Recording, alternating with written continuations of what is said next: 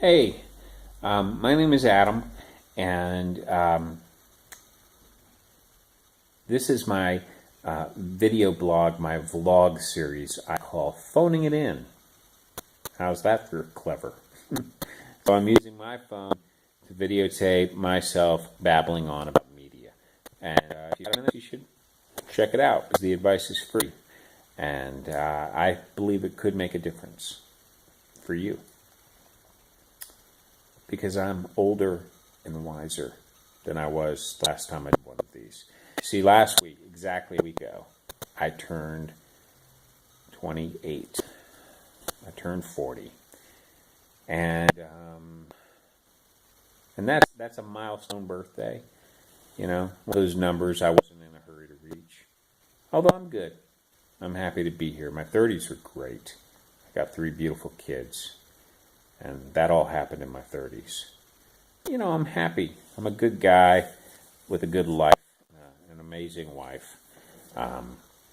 It's just, you know, time is flying by so fast. And so who has time to write a blog? And who has time to edit a video?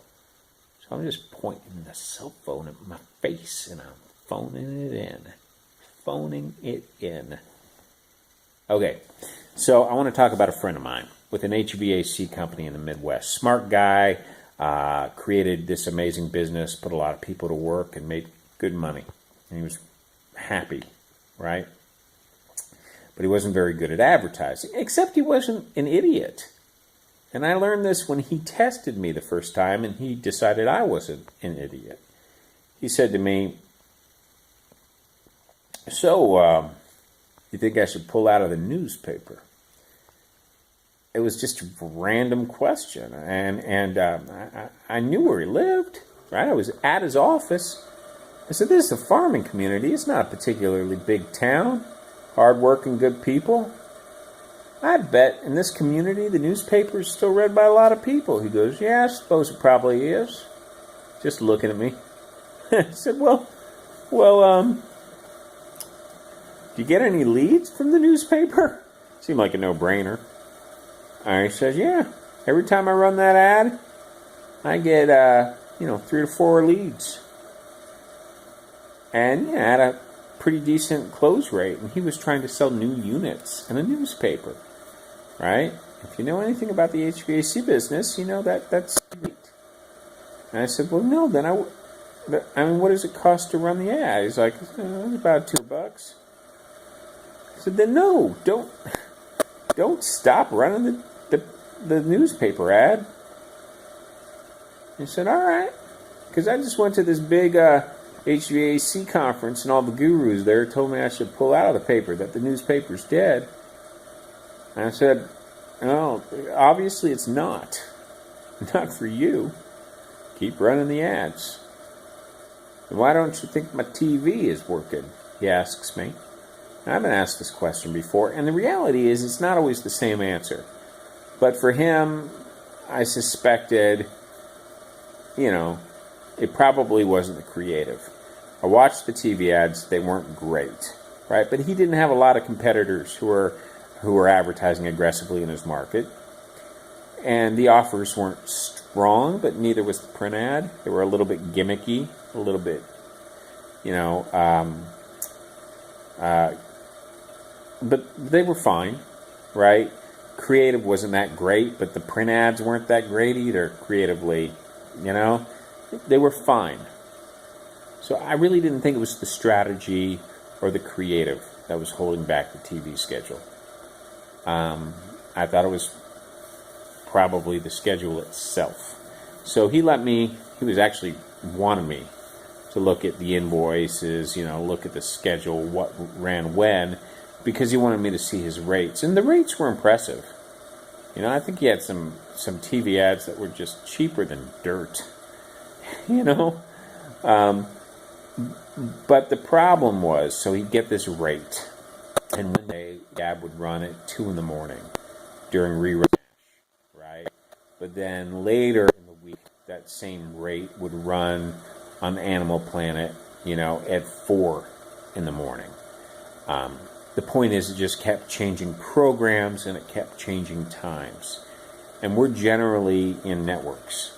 We're all generally creatures of habit when we watch TV. We tend to go back to some of the same shows. You know, whether it's watching Friends reruns in the middle of the night, or watching Ellen during the day, or watching Walking Dead, new episodes of Walking Dead, in real time because you don't want to DVR it, you don't want to get spoiled. We're all kind of going to certain shows. So you need to ask yourself, who am I targeting, right? HVAC guy, he's smart, he knows he wants to reach. He wants both people there when he makes a presentation, the husband and the wife, but particularly the wife, because she's usually the one with the sort of the final say, the final veto power. She makes the big budgeting decisions. That's how it is in my house, right? So, so I said, well, what shows do you think they're watching? All right? I'll let him be the one to make these decisions. I'm not getting paid. But I want to help him out. He says, well, I know Ellen's real popular. Ellen does real good. I said, well, then buy Ellen. Buy fewer ads, pay a little bit more, and buy Ellen.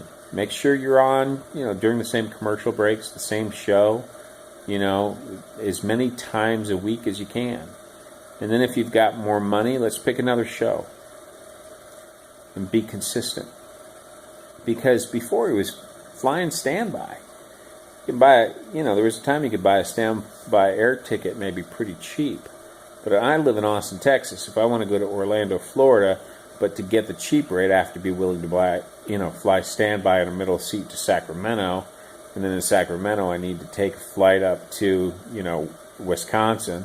And then from Wisconsin, I'm going to head out to, New Hampshire. And then from New Hampshire, I'm going to head down to Orlando.